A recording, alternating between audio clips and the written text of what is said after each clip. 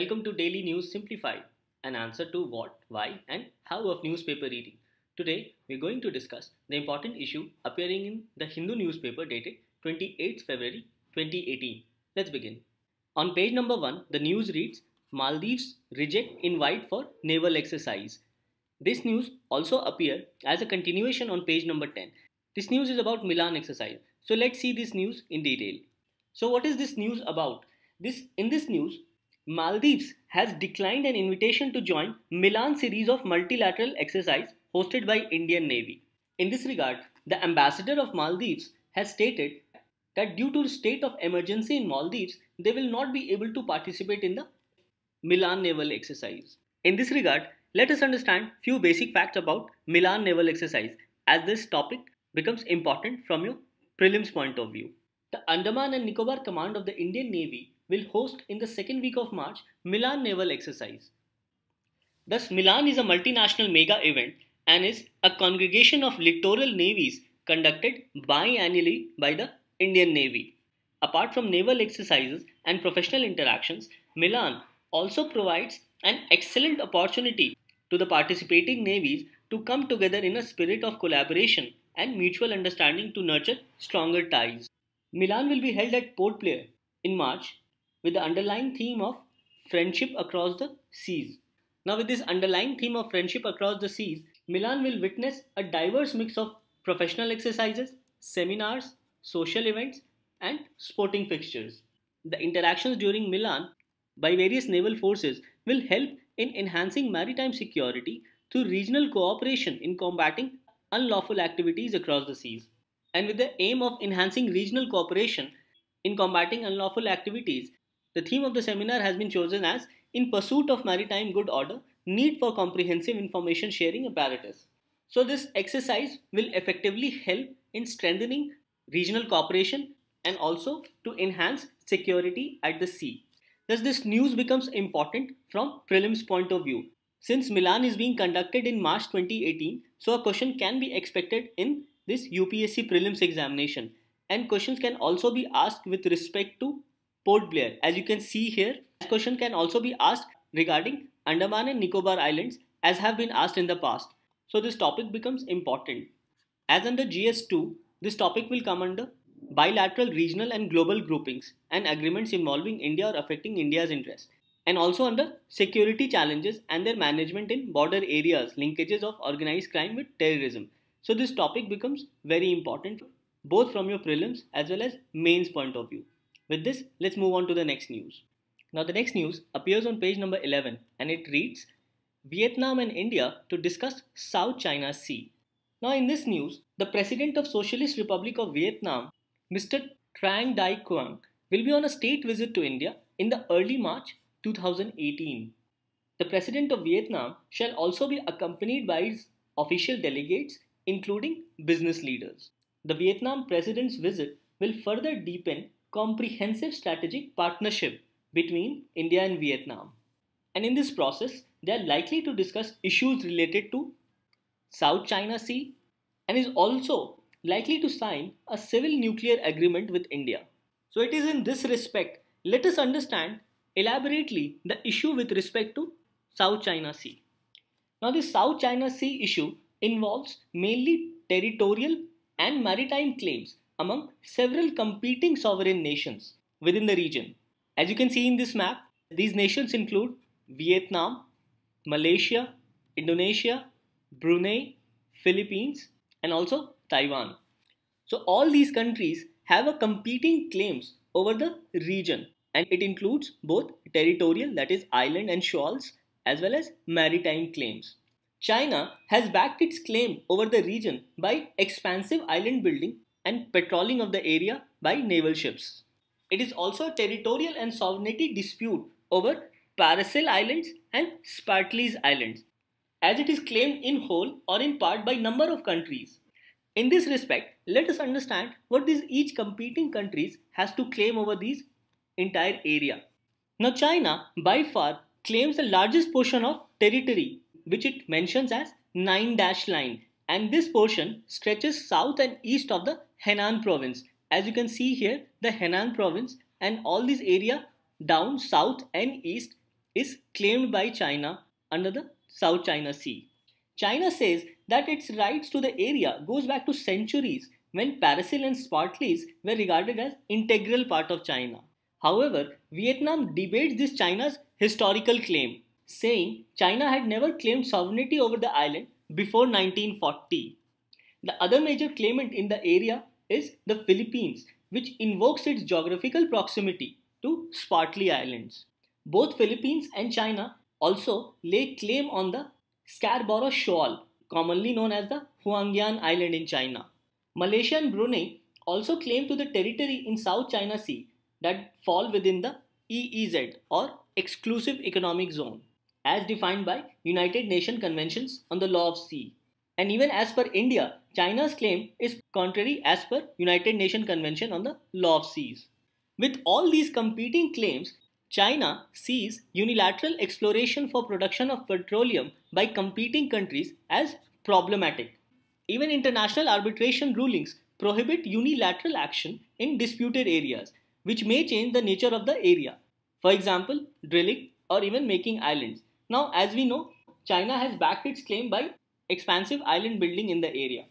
And it is in this respect of claimed sovereignty over the disputed areas, China's relation with ASEAN members and US becomes critical. Thus, China is trying to prevent interference by outside parties, namely US, Japan, and India. Now, in this respect, both Vietnam and China is trying to improve the relation by solving the dispute respect to South China Sea. And both these countries, that is Vietnam and China, have agreed to cooperate on framework of code of conduct to solve the dispute related to South China Sea. Now this framework seeks to advance a 2002 declaration of conduct of parties in South China Sea.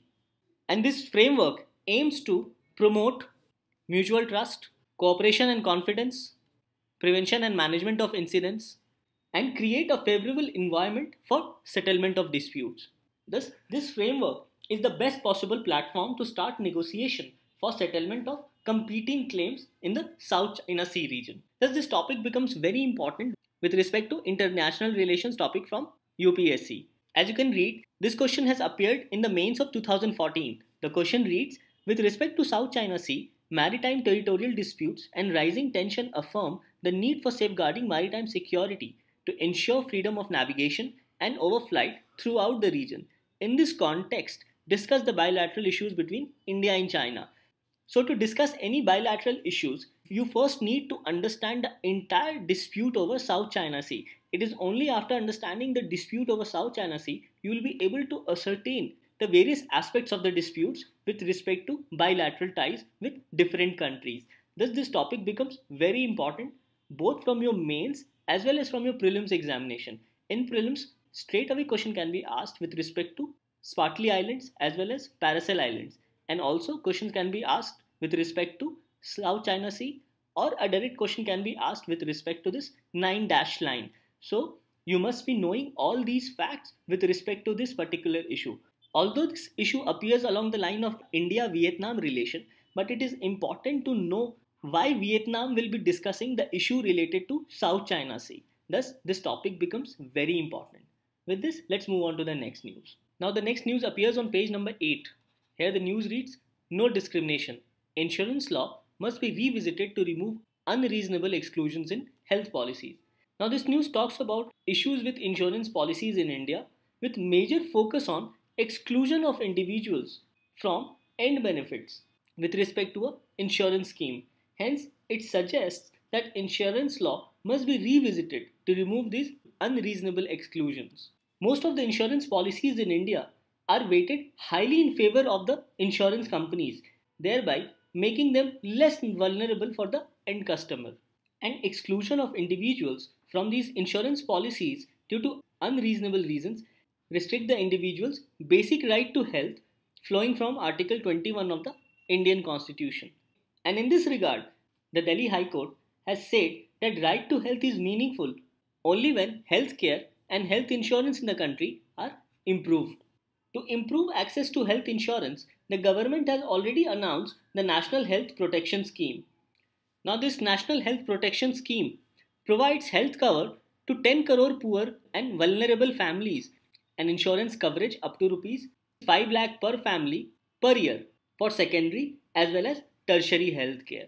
Now, it is the responsibility of the IRDA or Insurance Regulatory Development Authority to review all the insurance policies and eliminate exclusionary clauses which affects end consumers from reaping benefits of such insurance policies.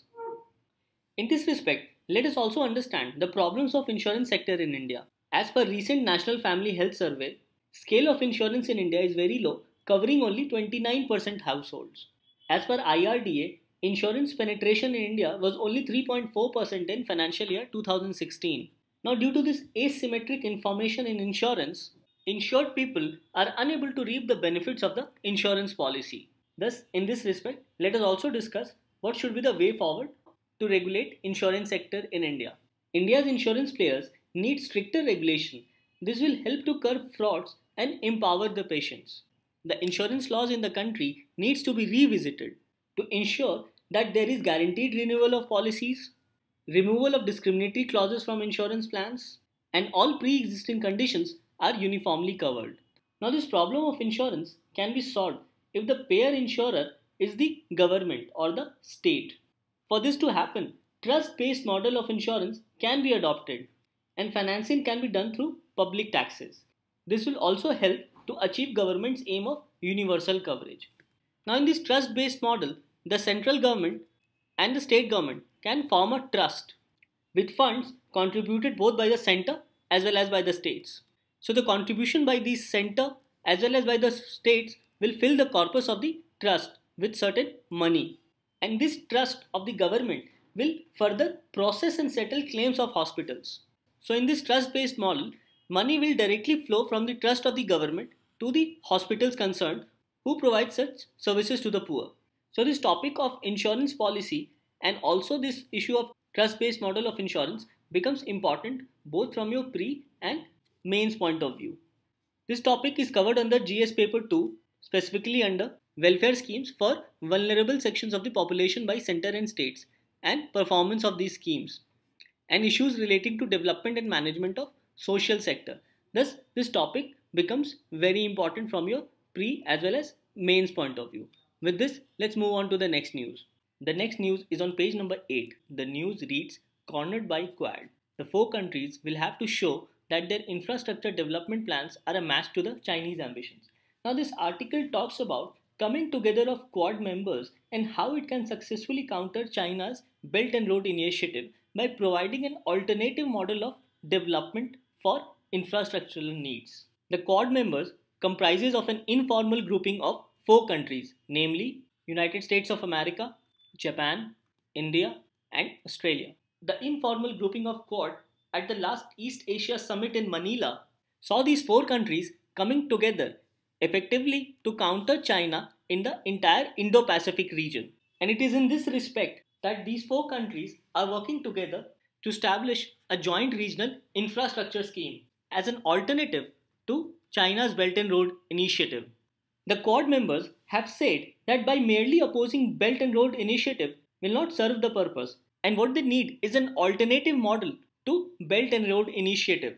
Thus, the Quad members is trying to compete with China on the infrastructural fronts. As per certain estimates, developing nations in the Indo-Pacific region needs around $26 trillion for their infrastructural needs and requirements. Thus, China is trying to fulfill this particular need of the Indo-Pacific region by building global transport links across the world through Belt and Road Initiative.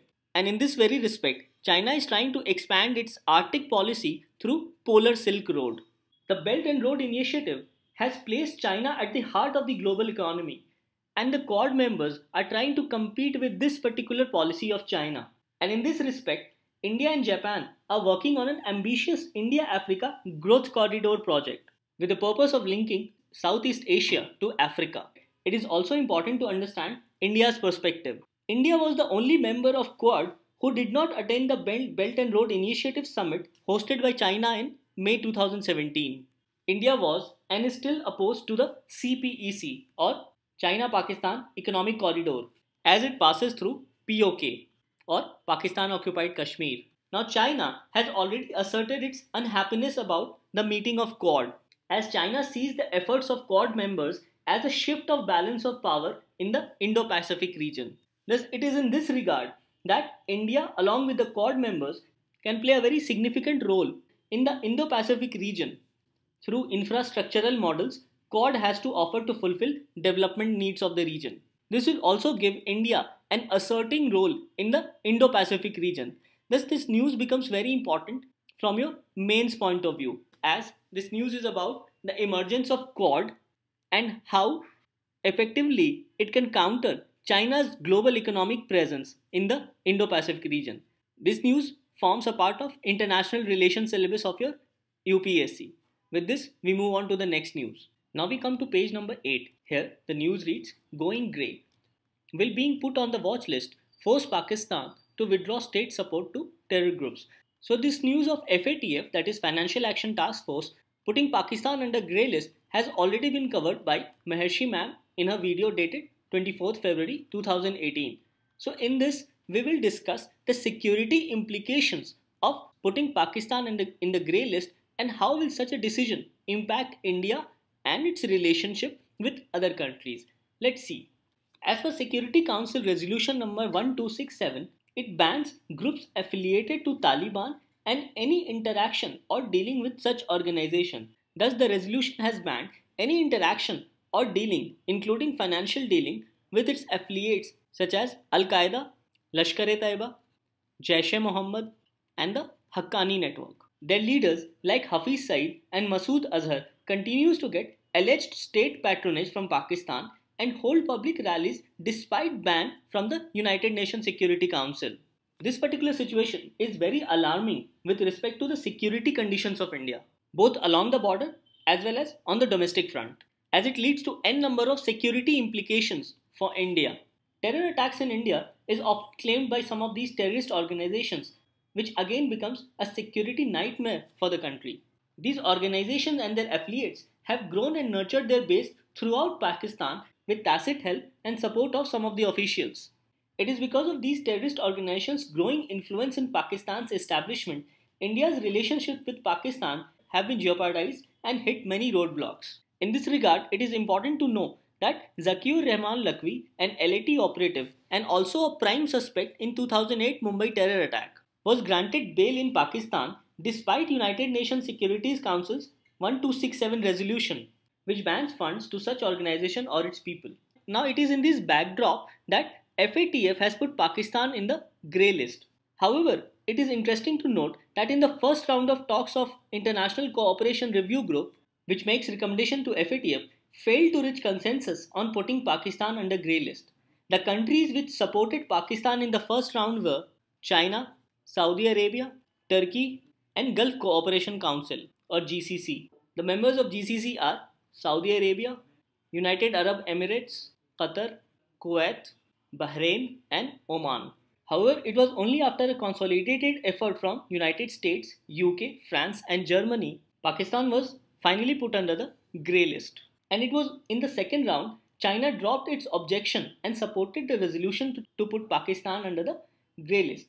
This entire idea of putting Pakistan under grey list is first to stop terror funding to these affiliates of Taliban, and secondly to ensure that Pakistan withdraws its supports from such terror organization. As mentioned earlier, these steps will effectively have security implications on India, as if FATF by putting Pakistan under grey list is able to control these two, then terrorist activities in India can be regulated.